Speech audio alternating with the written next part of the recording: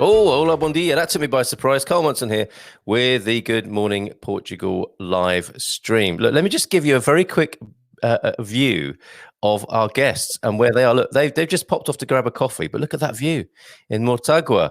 I believe that's the Coimbra district, but I will check with them. It's either Aveiro or Coimbra district of Portugal. They are the folks from Follow the Yellow Brick Road on Facebook. And basically, they are based in Mortagua, that area, and they're doing properties up and they're putting some nice properties on the market. But I want to talk to them about their adventure here in Portugal. We were just talking before I came on air about the family vibes and how Portugal has dealt so well with the COVID pandemic. And what's so wonderful about being in this country. So looking forward to chatting to them a little bit more in a moment. They're going to grab a coffee. And of course, what we'll do is have a quick look at the news and the weather, see what's going on, see what you can and can't do at the moment, and also then start dreaming about what the future is going to look like in Portugal when things are a little less restricted, hopefully. So looking at my weather pages, which you can find on the goodmorningportugal.com, or can you? No, that's directed somewhere else now. I will share the weather with you in a different way, but I'll just tell you about it for now. We're looking like sunny days actually across the country. A high of 25 in Lisbon today, 21 in Porto, 21 in Aveiro, and Beja, 30 degrees in Beja, or I know some of the Good Morning Portugal Happy Homesteader crew are 30 degrees there, a high to look forward to in Beja. Bragança even up in the north, 30 degrees. Castelo Branco, 29 degrees today, a high. If that's not enough of a reason to come and explore Portugal, I don't know what is. Looking towards the rest of the week, it's going to get a bit cloudy, but I don't see any rain forecast. Sounds like I'm holding up a bit of seaweed, doesn't it, and telling you about this. I'm looking at some official weather pages and a source that I use. Coimbra, 25 high today. Again, looking cloudy as the week unfolds. Évora, 29 degrees today and tomorrow. High of 32 degrees, albeit cloudy. 32 degrees in Évora on Friday. Faro, 27, 27, 27 for the next 3 days. Nice day on Friday to come. Guarda, 26 degrees. Leiria, 23-degree high today. So you get the picture. Lovely day today. Lovely sunny day today in Portugal. And a little bit of cloud coming. And look, some instant weather reporting from Lule, Claire and Steve. Another great day. I think you're going to have a good day there. I think you're looking at 28, 29, possibly even 30 there, Claire and Steve. So that's the weather. Let us now take a look at the COVID coverage, the numbers, see what's going on in the world, and then look at the Portugal news to see what the president is saying about the situation. So let me just share with you worldometers, which haven't been there for a while, but I want to look at the world numbers and Portugal's picture within that. Let's first of all look at this. Let me make it very clear. These are the cases for the whole world, not just for Portugal, okay? Getting towards 5 million cases around the world. These aren't mortalities. These are the number of look, I've got a fly. It shows you the weather's. A fly has joined me to present the show today. Shows you the weather's getting warmer. Nearly 5 million cases worldwide, and sadly the death toll from COVID around the world, 325,125. However, nearly 2 million people have officially recovered, according to these statistics. Now, one set of numbers that I've been most interested in from, not in a sort of mawkish and morbid way necessarily, but more from, to try and understand what's going on around the world, is the deaths per 1 million of population. And still, a country you don't hear a lot about, the only time I've ever heard about it before is in the World Cup. San Marino has a death toll of it's the only 4-figure death toll in the world, 1,209 deaths per million of population.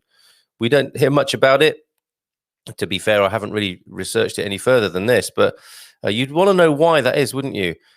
Tiny country, I believe, and that large death toll per million. And then Belgium, Andorra, Spain, Italy, UK, France, as you do normally hear about, in terms of the amount of deaths in terms of the impact of the pandemic in those countries. And then, of course, we scroll down to find out where you see USA deaths. They're number 12 in deaths per million of population. And we have to scroll all the way down to, where are we? 21 for Portugal. And let's have a look then, numbers specifically for Portugal, according to worldometers, that is. And I'm just sharing this with you. I don't do the stats on this. I share with you different sources so that you can get a picture for yourself. 29,432 confirmed cases for Portugal. that will be 1,247 deaths from the pandemic here in Portugal, and recoveries now. These numbers are going up in a great way. Very positive. 6,431 tested recoveries. And as I've said to you before, the testing regime is strict in Portugal. So that's, proper pucker official recoveries of 6,431. So there you go, numbers around the world. And let's now have a look at the what the president's got to say. But of course, before we go to talk to the president, let me say that you folks are more important to me than the president, such as Julie. Now, I need to clear something up. Posted a picture of Julie quaffing some Matheus Rosé whilst watching the Good Morning Portugal show. I really enjoyed seeing that, and I had to point out that it wasn't 9 o'clock in the morning when she was tucking into her Matheus Rosé. But of course, I don't judge. We don't judge here. You drink Matheus Rosé any time of the day you like. But, I suppose it's sensible that we don't want to encourage irresponsible drinking. But your drinking habits are yours. And we've come to Portugal to live a more independent life, haven't we? So if that's what you want to do, fair enough. But I just hasten to point out that Julie wasn't drinking at 9 in the morning, just in case anyone was developing that reputation about her. Good morning to you, Julie. Cherries, sunshine, and a wave from sunny Fundão. Isn't that wonderful? I've got to go there soon. Really want to explore Fundão. 29 degrees forecast. Bring it on down there in Faro this morning. And Stephanie Bennett. Bom dia, Carl. And this is good. We're cracking out the Portuguese, which we must do here. I'm going to check with my guests. I think they can hear me. I'm going to check out how well they're doing with their Portuguese. She's laughing. Nervously, perhaps. I'm not going to make you speak Portuguese. I'm just going to ask you how it's going. But if you want to grab your phrase book, fair enough. Bom dia, Carl. Está bem? It's hot here in Tavira already, baking focaccia bread, probably on the pavement, and waking up earlier to work in the garden. Midday is for reading and lying in the hammock. Oh, what a lifestyle. That's what we come here for, isn't it? And I think we've got some more comments, but they won't come up for me just at the moment. So let's go and see what what our president here in Portugal is saying at the moment. And very interesting, I think, his take on this. And we are looking at the Portugal news.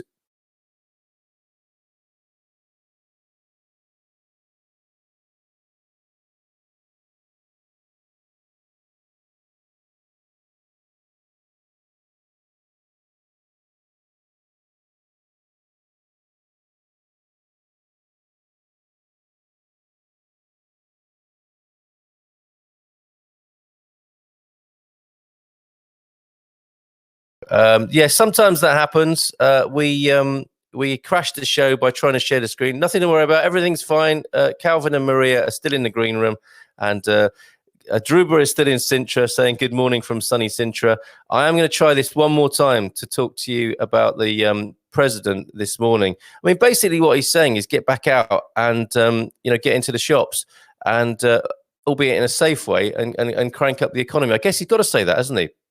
And he's quoted as saying, Portugal is learning by doing. So let's see if we can just gently share that screen with you without crashing the show one more time. Yes, that's better. Portugal is learning by doing. Thank you to the Portugal News at portugalnews.com for this. And there he is, a marvellous picture, slightly different from the picture we showed you of him yesterday, allegedly shopping in matching shorts and mask in a lovely turquoise that he went out in yesterday, and we were trying to guess what was in the basket. The President of the Republic has defended that Portugal started the marathon, in quotes, of combating the COVID-19 pandemic well, but is learning by doing. And that's like everywhere, I guess, around the world, like all countries, as he says here, or as Portugal News say, adding that no one knows if there will be a possible second outbreak. Marcelo Rebelo de Sousa again appealed to the Portuguese people to go out into the street to help commerce, restaurants and tourism, albeit with care at this stage, which he equated to being like the first 5 kilometers of a race that is predicted to end in 2022.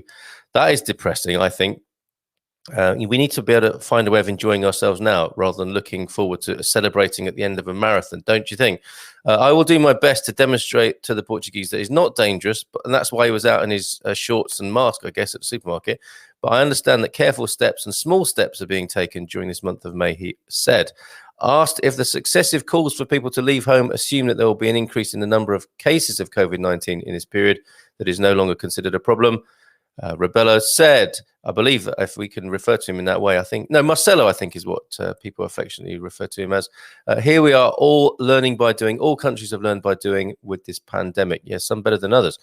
No one was prepared for this pandemic. No country, nor does anyone know what it will be like if there's a second outbreak, when it is, how it is, and in what way, he added. According to the president, the first 5 kilometers went well.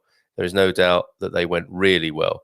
In relation to the first part of the marathon, we were able to learn the lessons. We were able to decide, and above all, the Portuguese people were exceptional.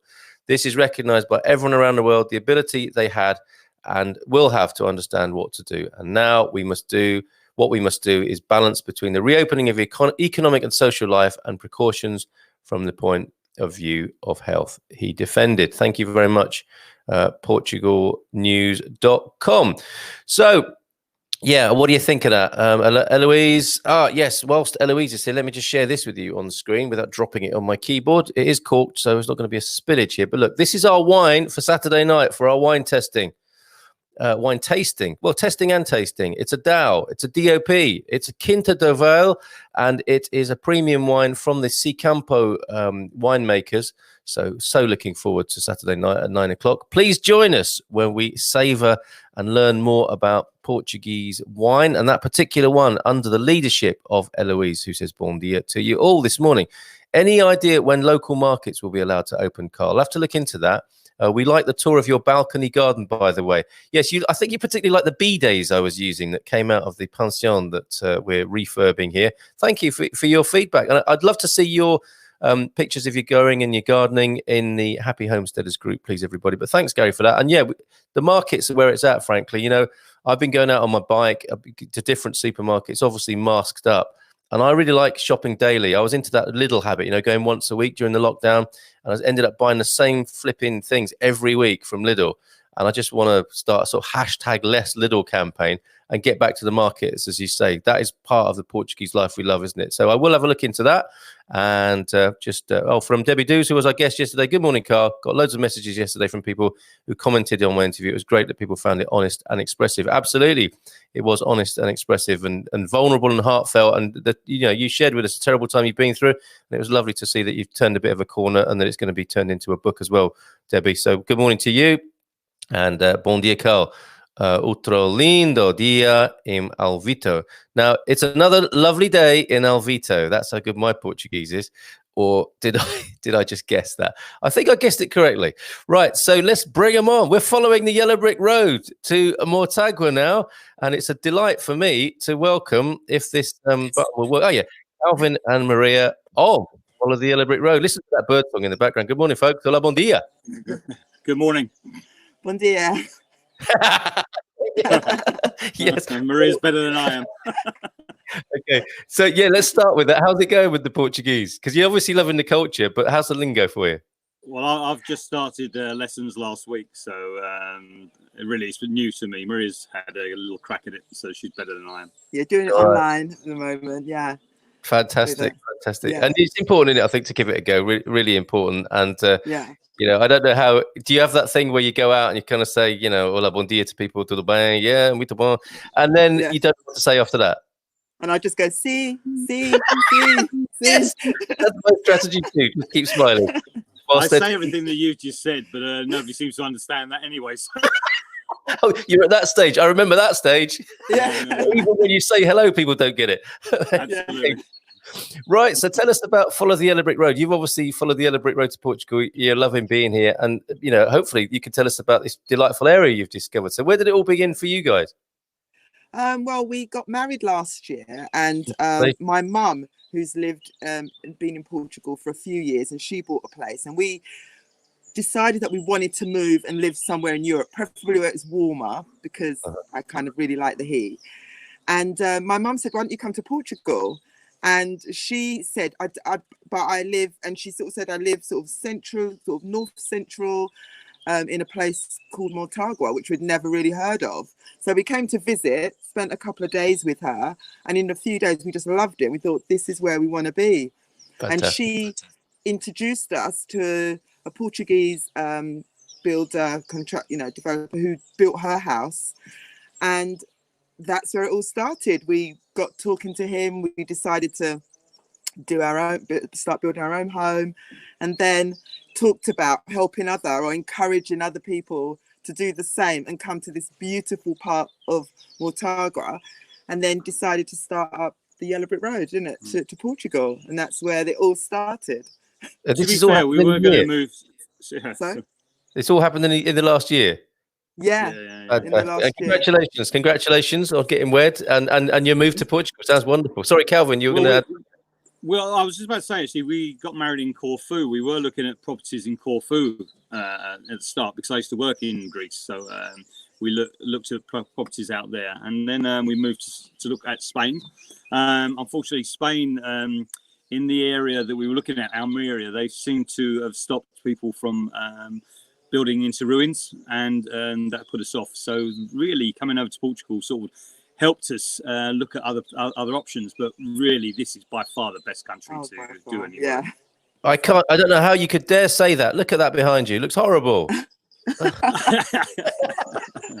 we live in the forest. It's so lovely. As soon as I switched on the camera for you, I hear the birds singing. I see you sat there in the trees. It's so. This is what, near Mortagua town, or where are you? Yes, it's a small village called Val David. Yeah. And it's probably about a mile away from Mortagua. But Mortagua, as you know, you've been there, it's a small town. However, it's surrounded by mountains and villages all around it. So it's beautiful. So you can go to a really good town which has all the amenities and buy a house which is in the mountains outside of it. So it's peaceful, it's tranquil. It's not for everybody, but, it suits us. Yeah, good plan. It is a great little town. They had a fantastic Christmas setup for sure. They got a great supermarket there with, you can buy Marmite in that supermarket. I know that for sure. You can. And baked beans. Got its British little shelf, and it's got everything there that you can buy. It's a really nice vibe in there, isn't it? I got talking to some Brits and some Portuguese people in there. Really, really nice supermarket. And these things become important, don't they? Of course. Yeah, they do. The legend with Mortagua is it's like dead water, isn't it? And I think the idea was that it was built on an old lake, but there's no sign of it in the town, is there? No. The lakes are actually further afield, but you can get to them very, very easily. I mean, there's so much to see here; it's unreal. I mean, although it's a small town, everything around it, the beautiful village of Luso. I didn't know if you actually went there when you were there. Yeah, fabulous. Well, that's just down the road as well. So everything is running. And Coimbra is only about 20 minutes away from here. So, everything's very, very close. And you've got trains straight to Lisbon, straight from here. So it's a good area to be. Porto, you can go, from Mortagua to Lisbon, and you can get to Porto quite easily if you want to go into the city. So we just thought we had everything, the tranquility. But if you want to go to the busy side, you can spend a day or just go and stay overnight in Lisbon and have a look around. It's just beautiful. Yeah, agreed. The Busaco Palace as well is not far from you, isn't it? That's absolutely right. Yeah, and that's beautiful as well. I mean, if you get a chance to go down there, I highly recommend it. Yeah, so we're in that territory, aren't we, of like really the best kept secrets of Portugal, and you definitely like that. So what have you got? I mean, what's your approach here? As far as I could work out, and I didn't see very much, but I've got to talk to those guys. I'm so glad I did. But you've got like a portfolio of properties, and you're trying to get people to come and enjoy this lifestyle and buy those properties. How's it work? Absolutely. I mean, we were lucky in the fact that when we came here, we found a ruin that we really wanted to do up, and the Portuguese builder who did Maria's mother's house. We spoke to him, and we've got on really, really well with him. And we basically thought, give other people the opportunity to do what we've done, really, but at a price that's affordable. Because the house that we bought, we bought it for about 140,000, but it's now worth probably 250,000. But in the UK, looking at where we are in the property and the land, you probably pay over $500,000 for it. So for 140,000, it's a no-brainer. So we thought there's the opportunity for other people to do the same.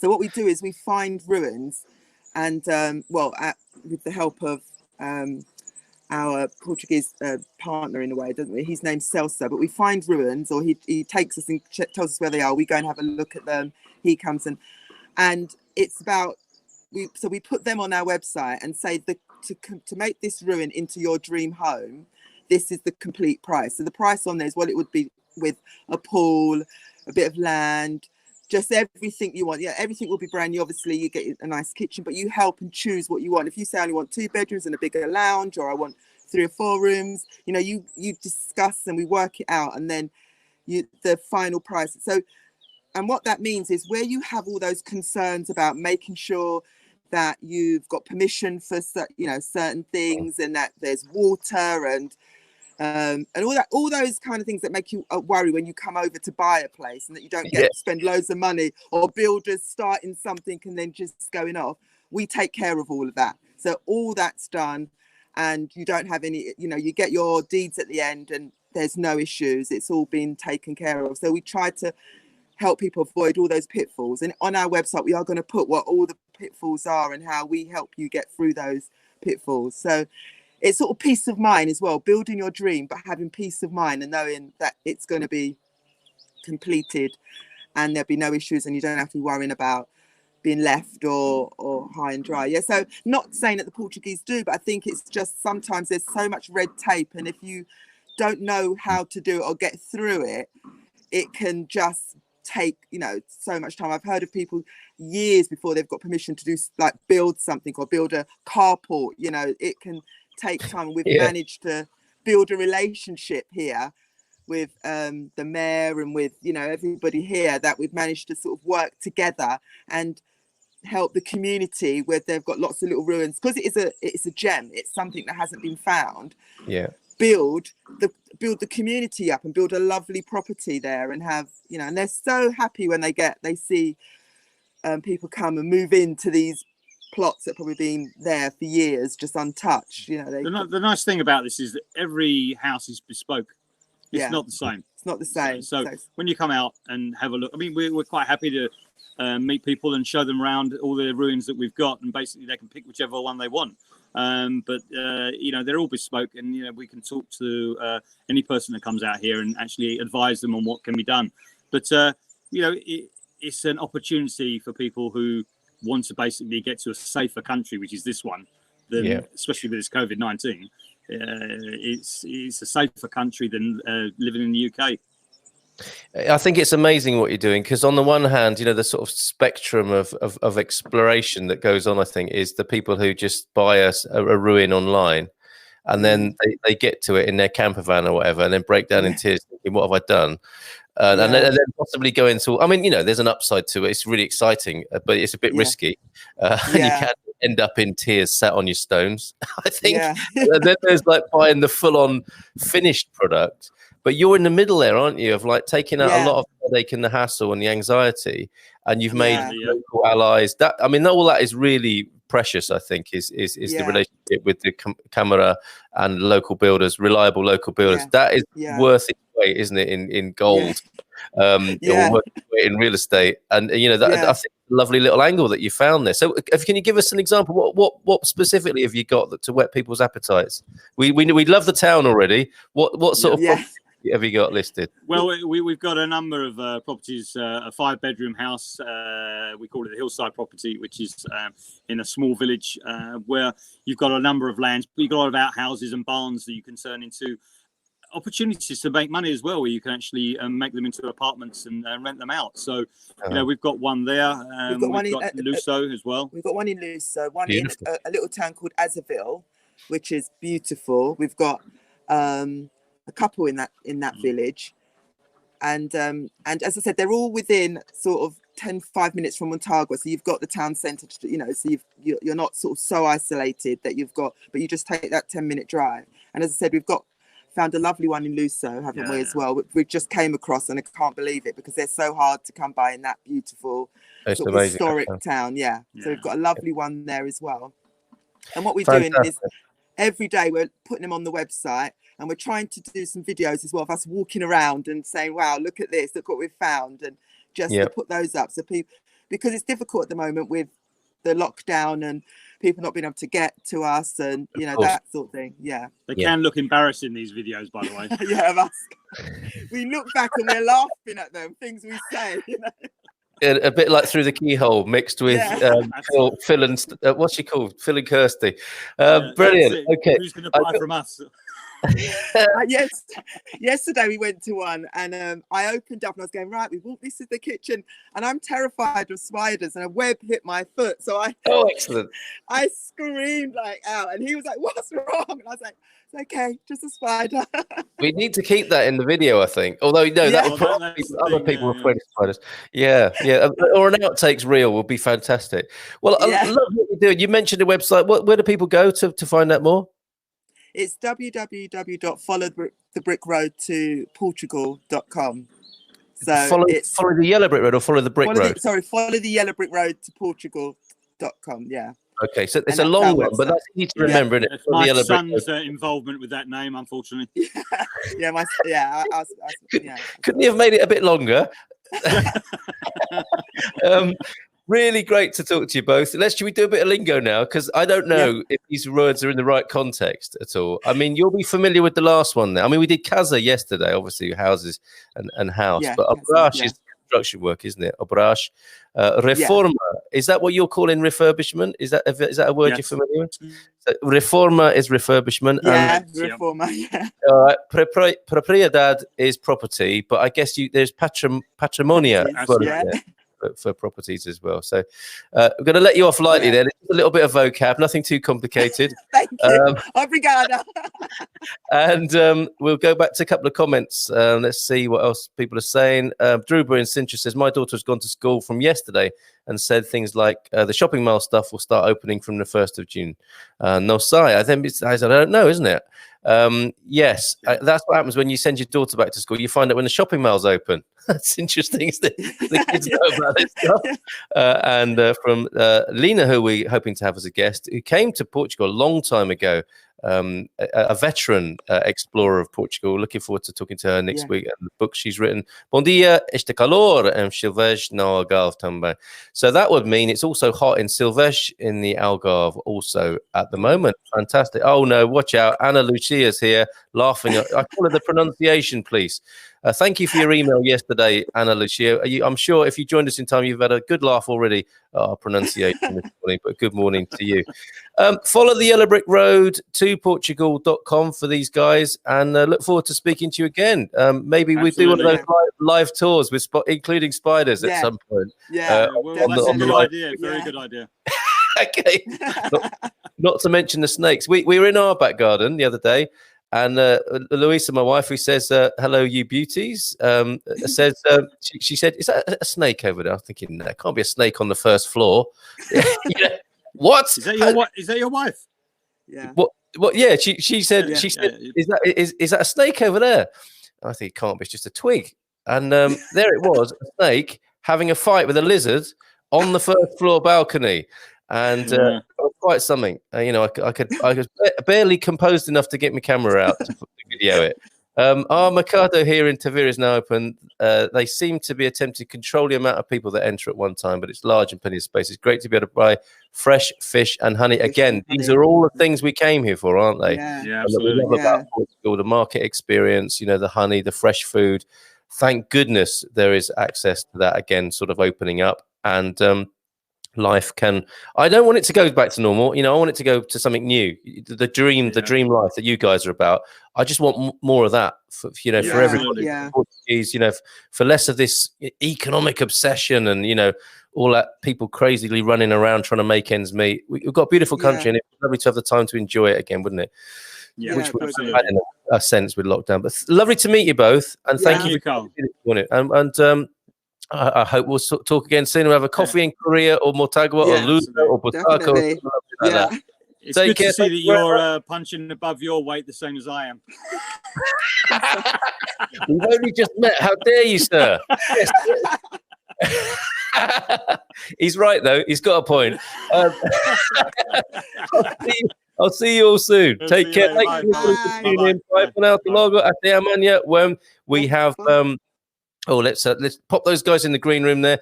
And just to let you know, tomorrow we have Lyndon Forster back talking about tree guilds. And Friday, it's Fungi Friday with the Shimajita Posse back. And Saturday, of course, look, we're going to be trying this wine here, Quinta de Vale, Premium Dow DOP from the Serra da Estrela Mountains. These, it says on the label, they have an integrada, protección integrada. I think that means like, a sustainable ethic with the production of the grapes and the wine. And it says, sustainable agriculture. Looking forward to that. Great selection from Eloise. Looking forward to trying that on Saturday. Take care. Bye for now. As I said, hasta luego, ate amania with Lyndon Forster and Tree Guilds. Bye.